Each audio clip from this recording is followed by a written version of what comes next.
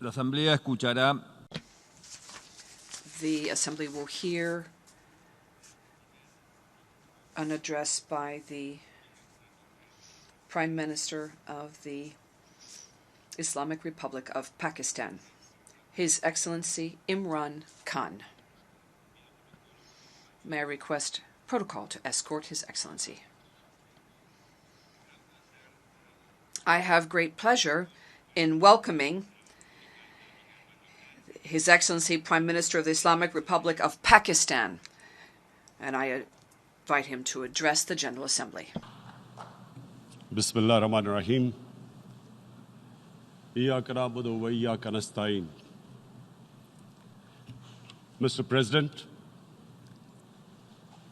Honorable Secretary General,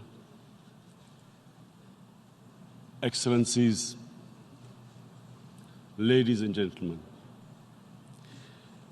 I feel honored today to represent my country at this forum of world leaders, where we have a chance to discuss problems that the world is facing.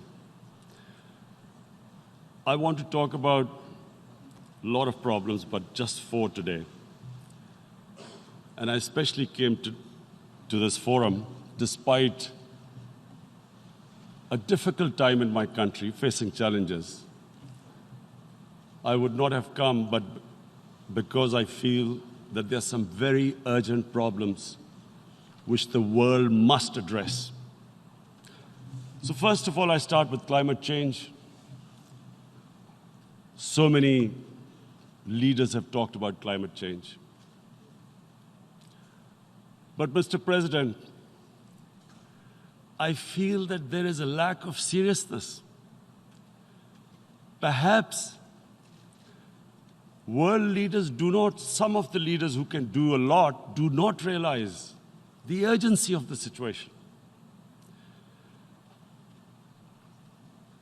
We have a lot of ideas, but as someone said, ideas without funding is mere hallucination. Pakistan, I'll give you start with my own country. Our country is amongst the top 10 nations in the world which are most affected by climate change. We depend upon our rivers. We are mainly an agricultural country. And 80% of the water in our rivers comes from our glaciers. The glaciers, not just on the Pakistani side, even India. The 80% of the water in Ganges and the Indian rivers also comes from the glaciers, from the Himalayan glaciers, Karakoram, Hindu Kush. And these glaciers are melting at quite a rapid pace. We detected already 5,000 glacial lakes in our mountains. And if this keeps going, if nothing is done, we are scared that humans are facing a huge catastrophe. In my country, when my party came to power in the province of KP, we planted 1 billion trees in 5 years. Now we've set ourselves a target of 10 billion trees in Pakistan. Idea being to counter the effects of global warming. But one country cannot do anything. This has to be a combined effort of the world. My optimism comes from the fact that the Almighty has endowed humans with great powers. We can do anything, provided our survival instinct is stirred up. And this is really what I hope that the United Nations will take a lead in this. There must be more emphasis. Richer countries must be pushed. Countries that mainly are responsible for greenhouse gas emissions. They must be pushed because our country contributes minuscule amount to greenhouse gases. So I feel that the United Nations must take leadership in this. My second issue for me right now is even more critical. Mr. President, every year, billions of dollars leave the poorer countries and go towards rich countries. Billions of dollars siphoned off by the ruling elites of the developing world. And they find their way into Western bank accounts, offshore accounts, tax havens, expensive properties hidden behind companies bought in Western capitals. Mr. President, this is devastating the developing world. This is causing more poverty, debts. It's impoverishing the developing world. The difference between rich and poor countries is growing because of this. Money laundering, which happens because money leaves the poorer countries into rich countries, is not treated the same as, for instance, money from drugs or terror financing. The seriousness which terror financing and money from drugs, the way it is treated, it's not the same. The way the poor countries are being plundered by their elites. It's not happening. In my country, when I took charge of our government a year back, in the 10 years preceding that, our total debt went up 4 times. The debt we had accumulated in 60 years, just in 10 years, it went up 4 times. As a result, the total revenue we collected in 1 year, half of it went into debt servicing. How are we going to spend money on our human beings, 220 million people, when half the money is going into debt servicing? Because our country was plundered by the elites, the ruling elite.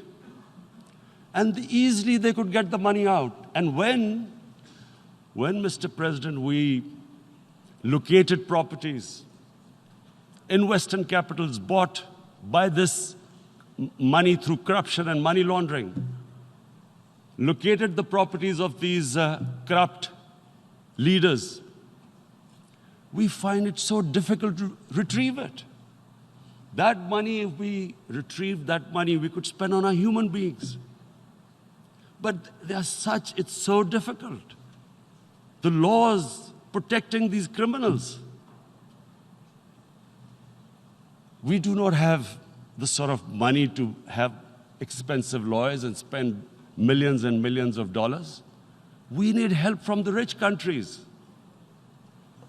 And, Mr. President, it's critical. The rich countries must show political will.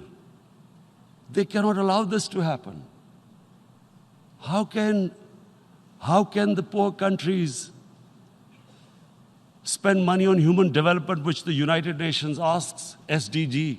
How are we going to do it when this money can easily leave our countries?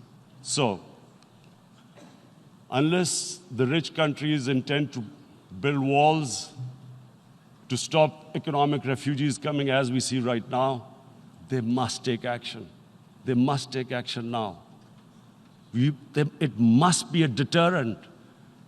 Corrupt ruling elites should not be able to take money out easily and park it into foreign bank accounts and into these properties abroad. And I never understand why. Why do we have these tax havens? Why is this allowed? Why shouldn't rich people pay taxes? Why is it legal to have these tax havens where you have these secret accounts? Because, the world is changing. The population of the world is growing. Sooner or later, you're going to have a crisis if the poor get poorer and the rich get richer. There is going to be a crisis sooner or later. So this is my second point. I hope that the United Nations takes a lead in this. It involves the IMF, the World Bank, Asian Development Bank. They must find a way of stopping this plunder of the developing world. My third point is Islamophobia. There are 1.3 billion Muslims in this world. There are millions of Muslims living in other countries, European countries, and the US as minorities.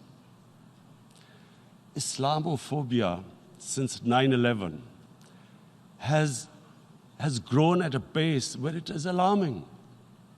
Human communities live together. There should be understanding amongst them. But Islamophobia is creating a division. Muslim women wearing hijab, it's become an issue. It's become an issue in some countries. Hijab is some sort of a weapon. A woman can take off her clothes in countries, but she can't put on more clothes. How is this happening? Because of Islamophobia. And how did this Islamophobia start? After 9/11. And why did it start? Because certain Western leaders equated terrorism with Islam. Islamic terrorism. Radical Islam. What is radical Islam? There is only one Islam. And that is the Islam we follow of Prophet Muhammad sallallahu alaihi wasallam. There is no other Islam. Radical Islam, Islamic terrorism, what message did they send to people in the West? And why is there Islamophobia? How is a person in New York, in the Midwest, in the US, in European capital, how is he going to distinguish between who is a moderate Muslim and who's a radical Muslim? Because terrorism has nothing to do with any religion. This Islamic terrorism, Islamic radicalism, and sadly used by leaders, this has been the main reason for this Islamophobia. And it has caused pain amongst Muslims. We in Muslim countries watch this Islamophobia traveling abroad, and it's getting worse. And may I just say, Mr. President, that in European countries, it is marginalizing Muslim communities. And we all know that marginalization leads to radicalization. Some of the people who ended up as militants in Syria and other places were from marginalized Muslim communities. And my point here is that we must address this issue. I'm sad to say that we Muslim leaders have not addressed this issue either. After 9/11, when this thing came about war against radical Islam, rather than Muslim leaders trying to explain to the West that there is no such thing as radical Islam, in all human communities, they are radicals. They're liberals and rest are moderate. All human communities, Christians, Jews, everyone has it. But Islam is not radical, neither Judaism, neither Christianity, neither Hinduism. No religion preaches radicalism. The basis of all religion is compassion and justice, which differentiates us from the animal kingdom. But unfortunately, the Muslim leadership was so scared of being called radical Islam that all of them became moderates. In Pakistan, we were in the eye of the storm, and our government coined a phrase called enlightened moderation. No one knows what it meant. But everyone started putting on Western suits that they were moderates, started speaking. Even those who didn't know English would speak English because they were moderates. No one had a clue what it was. Because we, in the Muslim world, did not explain to the West that there is no such thing as radical Islam. One of the reasons why after 9/11, Islam was supposed to be equated with terrorism was suicide attacks. Because the 9/11 bombers did a suicide attack, all sorts of theories came up that the Muslims are involved in suicide attacks because they will get virgin in heavens. Some came up with, what about women, suicide attackers? So this bizarre thing happened. No one explained. Suicide attacks and Islam were equated. No one did research that before 9/11, the majority of suicide attacks in the world were by Tamil Tigers, who were Hindus. No one blamed Hinduism, and quite rightly. What has Hinduism got to do with what desperate people were doing in Sri Lanka? We all know we've seen films about Japanese kamikaze pilots at the end of the Second World War doing suicide attacks. No one blamed the religion. But here we were trying to prove we were moderates and not explaining to the West. But the most important thing I wanted to say here today, in explaining this Islamophobia, Mr. President, and I feel it's very important because I've spent, because of I played professional sport in England, I spent a lot of time there. So I know how the Western mind works and how West views religion. So where the misunderstanding about Islam came. And one of the reasons it caused Islamophobia. That was, in 1989, this book was published, maligning, insulting, ridiculing our Prophet Muhammad sallallahu alaihi wasallam. And there was a reaction in the Muslim world. The West couldn't understand what was the problem. Because in the West, because I have spent so much time in the West, religion is perceived completely differently. They don't look upon religion like we do. And so, Islam was supposed to be an intolerant religion. It was against freedom of expression. And Islam took a real beating 30 years ago. I still remember it became a watershed. And every 2 or 3 years, someone would malign our Prophet, peace be upon him. There would be a reaction by the Muslims. And again, it was Islam, an intolerant religion. Again, this time, I blame a certain section of the people in the West who deliberately provoked this, knowing the impact it would have. But the majority of the people in the West didn't understand. This is where, again, Muslim leadership let the Muslims down. We should have explained to them what our Prophet, peace be upon him, means to us. So in 1 minute, I'll try and explain what he means to us. Our Prophet was the witness to the divine book, the Holy Quran. The Holy Quran is the book of guidance for Muslims, and the Prophet's life was living the Quran. He was an example of what the Quran guided us to be. So he is the ideal we all try to get to. The Prophet created the state of Medina, the first state in Islam. That state was the basis of a Muslim civilization which became the predominant civilization for the next 700 years. And what was that state? I hear such strange things about Islam, that it is against women, it's against minorities. The first state of Islam in Medina, it was the first time a welfare state was set up. The state took responsibility of the weak, widows, orphans, poor people, handicapped. It taxed the rich, spent the money on the poor. The state announced that all human beings are children of Adam, hence equal, whatever the color of their skin.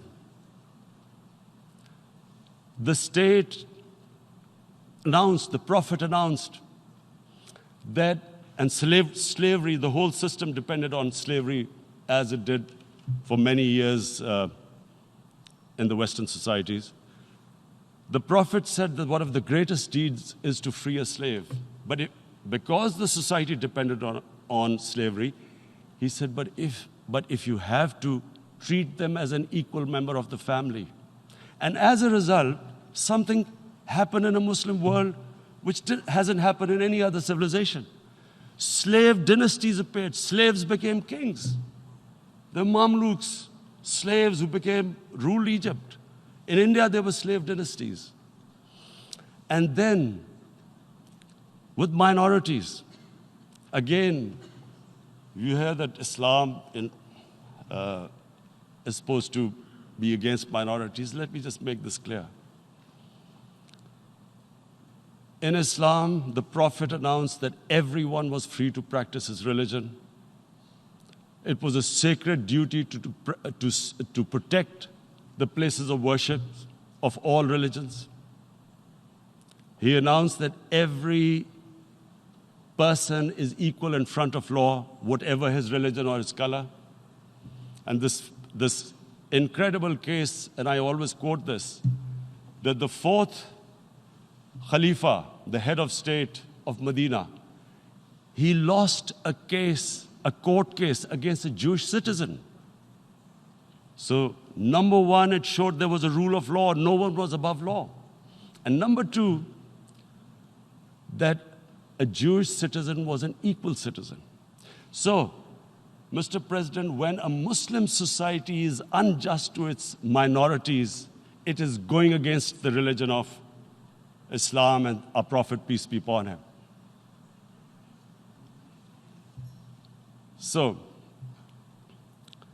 it is important to understand this. The Prophet lives in our hearts. When he's ridiculed, when he's insulted, it hurts. As we human beings understand one thing: the pain of the heart is far, far, far more hurtful than physical pain. And that's why the Muslims react. And I always thought that if I ever had the stage, I would try and explain this to the world community, especially to the Western community, because having lived in the Western community, people didn't understand this. When I first went as a teenager to England, there was a comedy film on Jesus Christ. It's unthinkable in Muslim societies. So we need to explain that, look, in a human community, we must be sensitive to what causes pain to other human beings. We have, in the Western society, and quite rightly, the Holocaust is treated with sensitivity because it gives the Jewish community pain. That's all we ask. That do not use freedom of speech to cause us pain by insulting our Holy Prophet. That's all we want. And now, the number fourth point, Mr. President, and this is the most critical point, is the reason why I especially came here. It is about what is happening in Kashmir. Before I go on this, I want to make one thing clear, that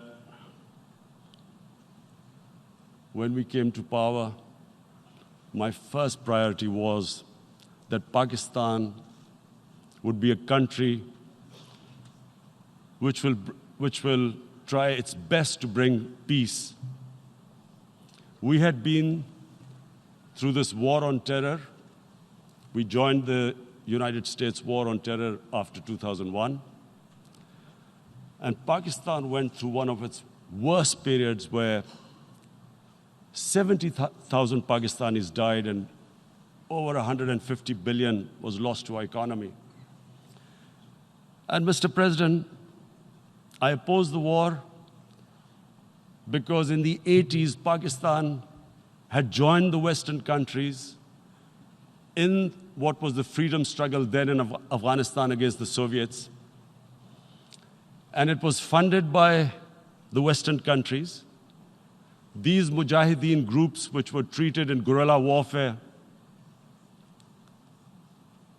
were trained by Pakistan Army, funded by the Western countries, and especially US, and they waged what was a freedom struggle in Afghanistan.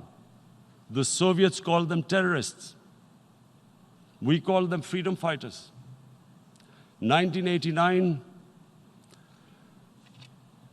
the Soviets retreated. The Americans packed up and left.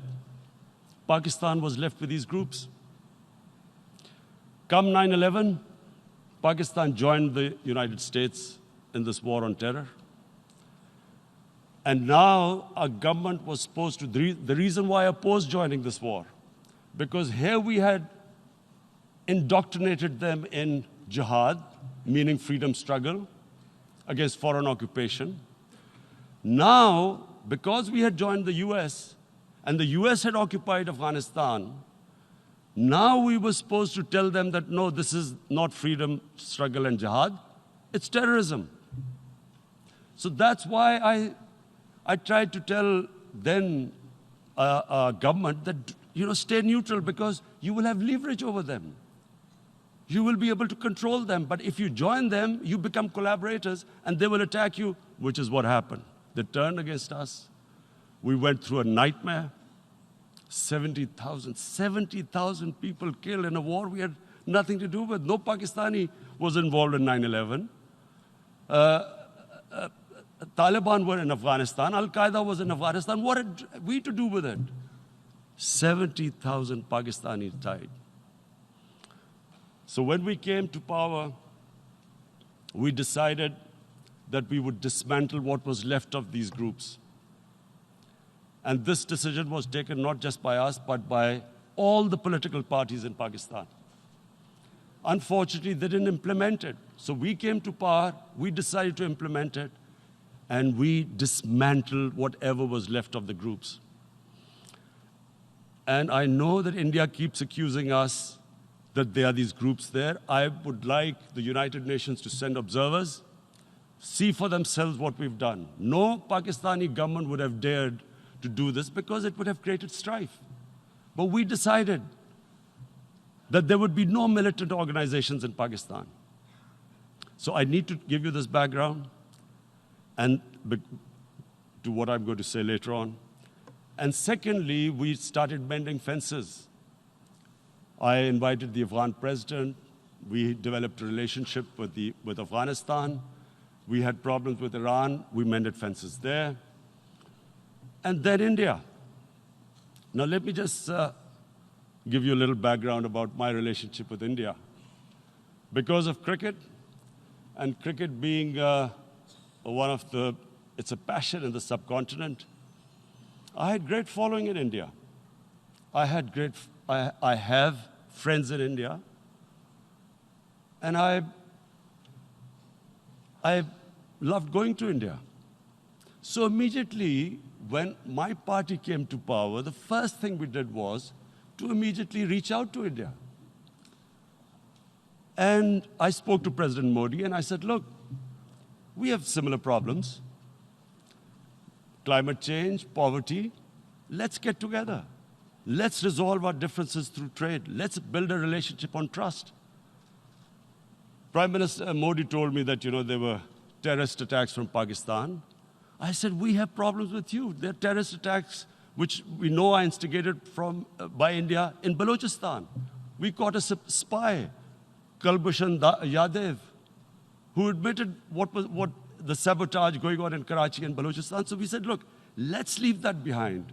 Let's move forward. Our main priority should be our people. The highest number of poor people live in the Indian subcontinent. Unfortunately, didn't make any headways. Our foreign ministers were supposed to meet on this in the UNGA last year. India canceled it. We thought that it's their election coming up.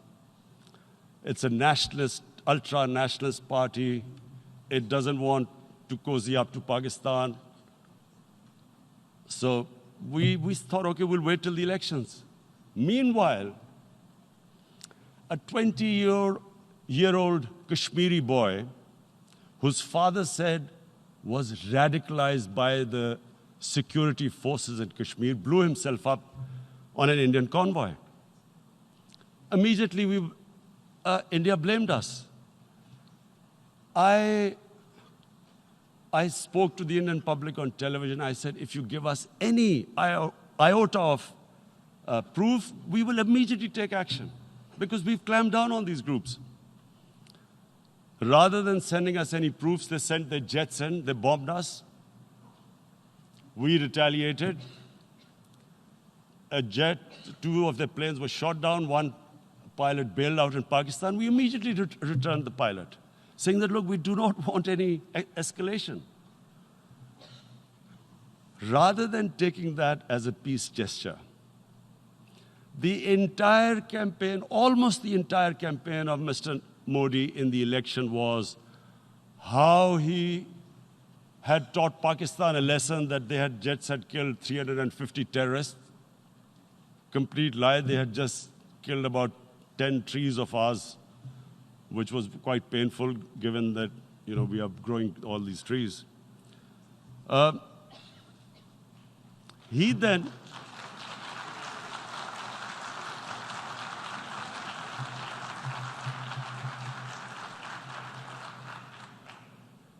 the election campaign, Mr. Modi used words like, this is just a trailer, the movie is about to start. I went into Pakistan and taught them a lesson. This was the election campaign.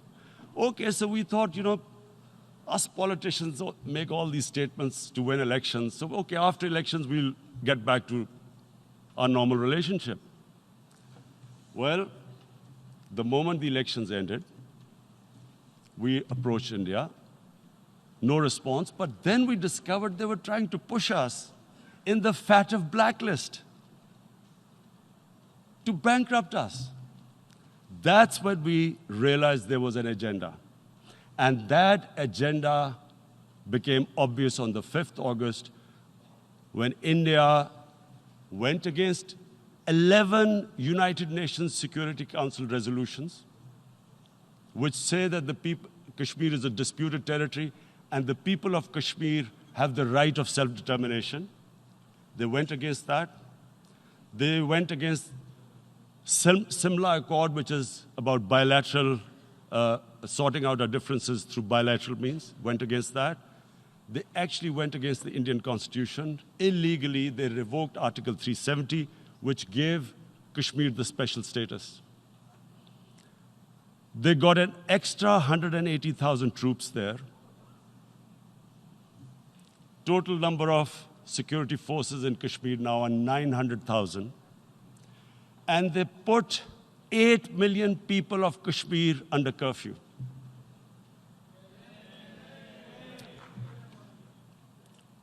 Mr. President, now I just briefly want to make the people understand, how can anyone do something like this? And for that, I have to explain to you what is RSS. RSS, Mr. Narendra Modi is a life member of RSS. RSS was an organization that was inspired by Adolf Hitler and Mussolini, came about in 1925. They believed in racial purity, racial superiority. They also believed they were an Aryan race like the Nazi believed they were an Aryan race. All that I'm saying can be verified. This is the time of information revolution. You can Google all this, what I'm saying.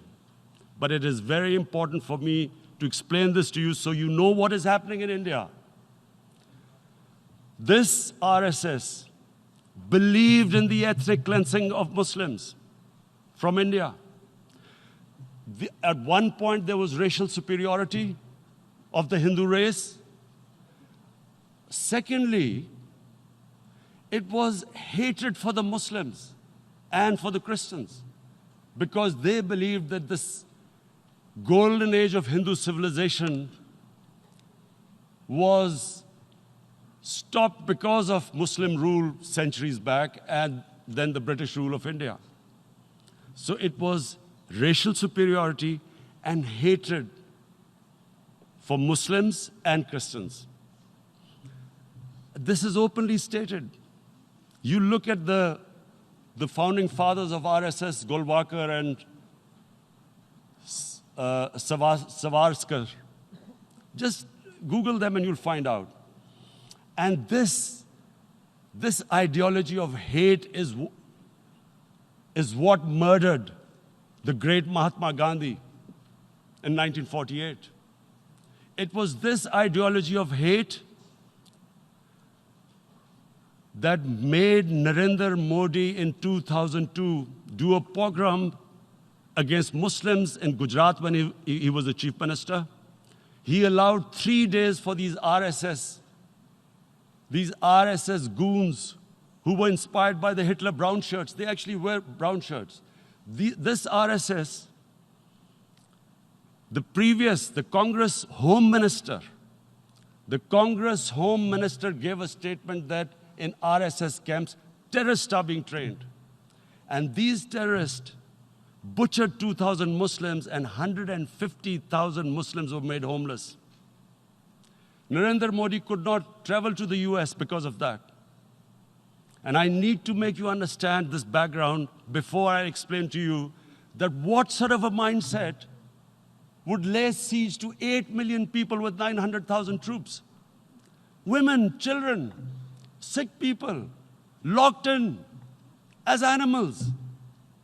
In fact, of what I know of England, if 8 million animals were locked in, the RSPCA would have made a lot of noise about it. These are human beings.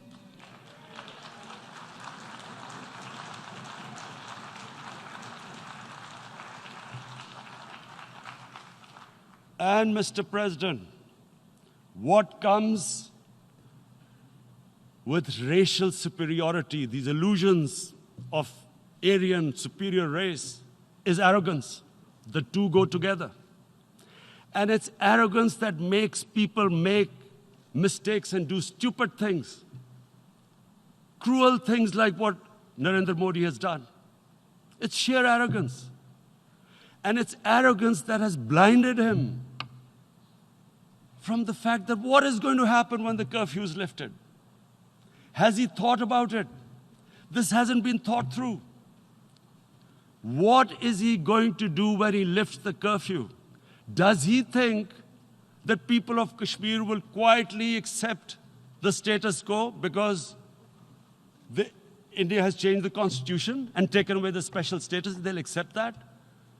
Mr. President, 100,000 Kashmiris have died in the past 30 years because they were denied the right given by the United Nations, the right for self-determination. 100,000 have died and 11,000 women have been raped. There are 2 United Nations human rights reports on this. The world hasn't done anything because India is a huge market, 1.2 billion people. Sadly, the material prevails over the human. But this has serious consequences. Again, I repeat, that's why I'm here. Look, what is going to happen when the curfew is lifted will be a bloodbath.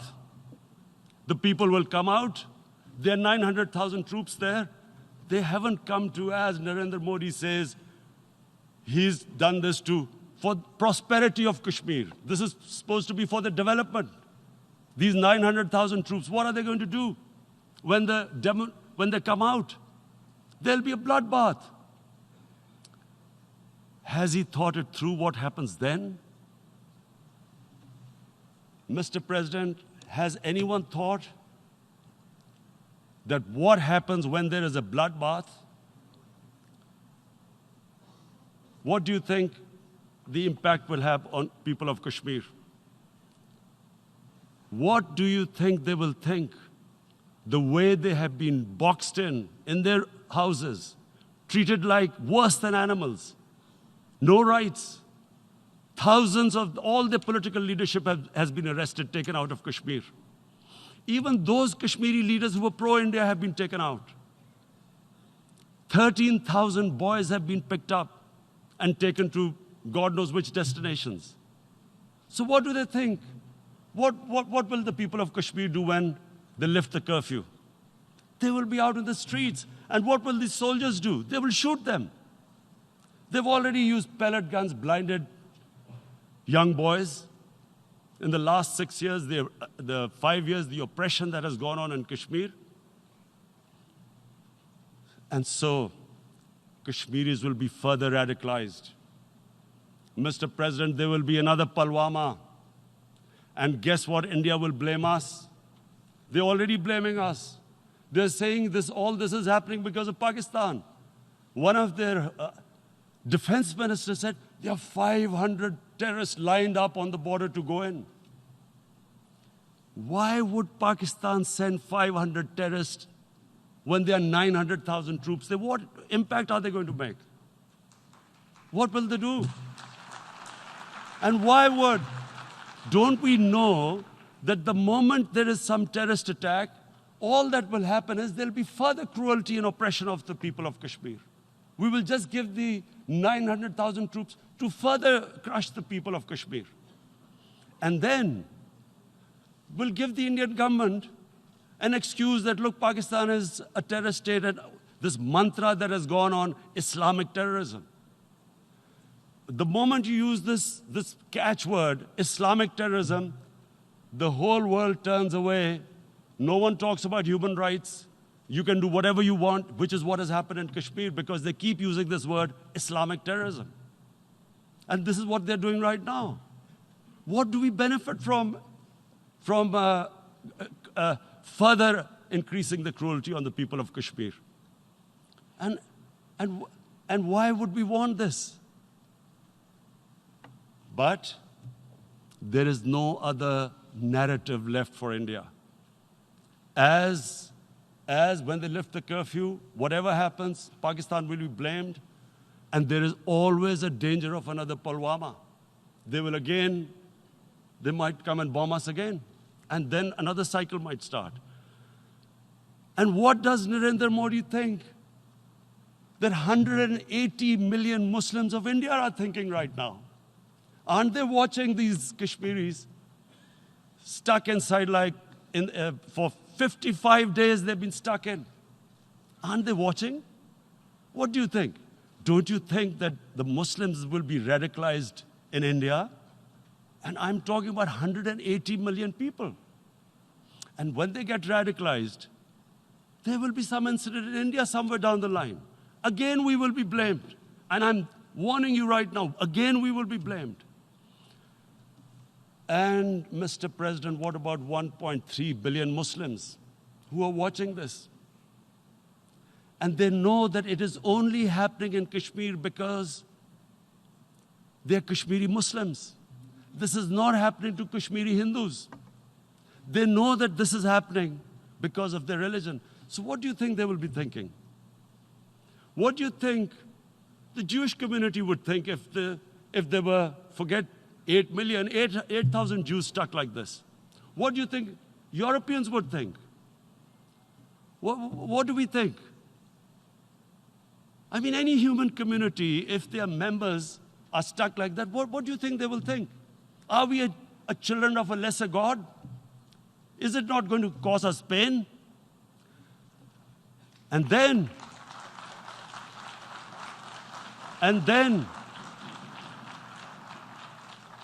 I'll tell you what will happen. People will, in the 1.3 billion Muslims, someone will pick up arms. I know we've been brought up with films, Western films. This good, decent guy doesn't get justice. he decides to pick up a gun and start seeking justice. There was a film made in New York, famous film called Death Wish. This guy gets mugged by and his family, his wife gets killed or something. He can't get justice. He picks up a gun and he goes around shooting muggers. And the whole cinema cheers him on. So what do you think the Muslims are thinking right now? If there is a bloodbath, there will be Muslims becoming radicals, not because of Islam, but because of what they will see, that there's no justice when it comes to Muslims. There were Rohingya Muslims, Myanmar, who are, God knows, almost 1 million people out, ethnic cleansing. What was the response of the world community? So what do you think will be the response of 1.3 billion Muslims? I picture myself. I'm in Kashmir. I've been locked up for 55 days. I have heard about, and there are rapes, Indian Army going into homes, soldiers. Would I want to live this humiliation? Would I want to live like that? I would pick up a gun. You're forcing people. You are forcing people into radicalization. When people lose the will to live, what is there to live for? And this is what, if you can do this to human beings, you are actually radicalizing people. And so, Mr. President, I want to repeat here, this is one of the most critical times. There will be a reaction to this. Pakistan will be blamed. 2 nuclear-armed countries will come face to face, like we came in February. And before we head in that direction, the United Nations has a responsibility. This is why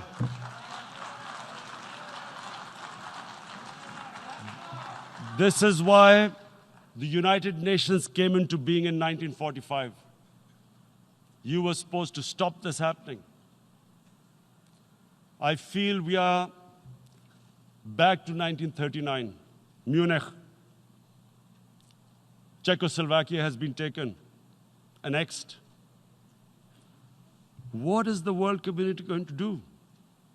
Is it going to appease a market of 1.2 billion, or is it going to stand up for justice and humanity?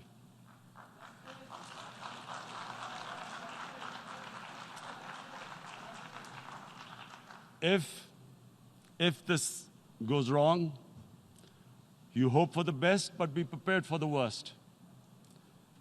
If a conventional war starts between the 2 countries,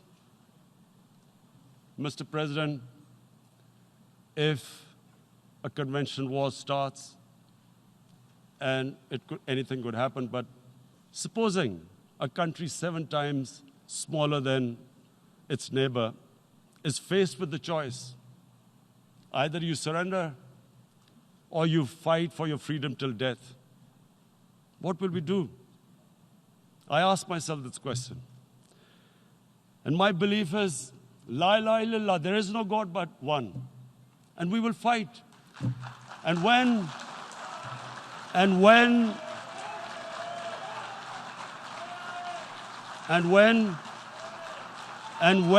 a nuclear-armed country fights to the end, it will have consequences far beyond the borders. It will have consequences for the world, which is why I repeat I'm here. Because I'm warning you, it's not a threat. It's a fair worry that where are we headed?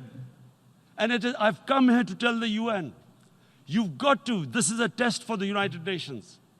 You are the one who guaranteed the people of Kashmir the right of self-determination. They are suffering because of that. And this is the time. This is the time not to appease like in 1939 appeasement took place. This is the time to take action. And number 1 action must be that India must lift this inhuman curfew, which has lasted for 55 days. It must free all political prisoners, and especially those 13,000 boys that have been picked up. Parents don't know where they've disappeared. And then the world community must give the people of Kashmir their right of self-determination. Thank you. En nombre de la Asamblea General agradezco. On behalf of the General Assembly, I would like to thank His Excellency, the Prime Minister of Pakistan, and I ask protocol to escort His Excellency.